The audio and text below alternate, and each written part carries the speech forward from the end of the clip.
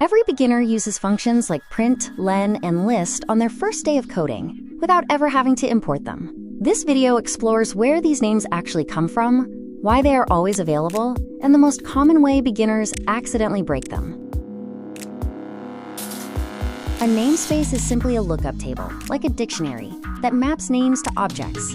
Python keeps several of these tables open at once. The built-in table is special. It's one you never create, as Python initializes it before your first line of code even runs. Python follows the LEGB rule when searching for a name: local, enclosing, global, and finally, built-in. The search stops at the first table that contains the name you are looking for, which is why built-ins are checked last. So what's actually in that built-in namespace? It contains 149 public names ready to use, ranging from essential functions like print and len to common types like list and dict, as well as many exception classes and constants. You never need to import the built-in namespace to use its contents. If you do import built-ins, treat it only as an inspection tool to check what is currently defined.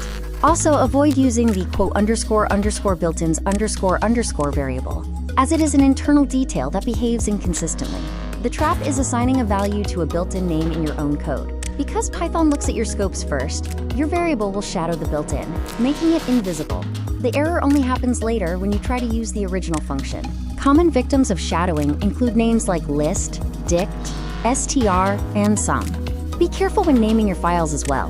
If you name a file random.py, your code might try to import your file instead of the actual standard library module. To avoid this, use unique variable names or add a trailing underscore. Use a linter to catch these issues early. If you make a mistake in the REPL, use the del keyword to remove your local definition, and never attempt to patch the built-ins module directly. Keep this mental model in mind. Built-ins are just another namespace checked last. If you shadow one, it's not a bug, just a consequence of Python's scope rules. You can always explore the full list by importing .. built-ins and using the help command.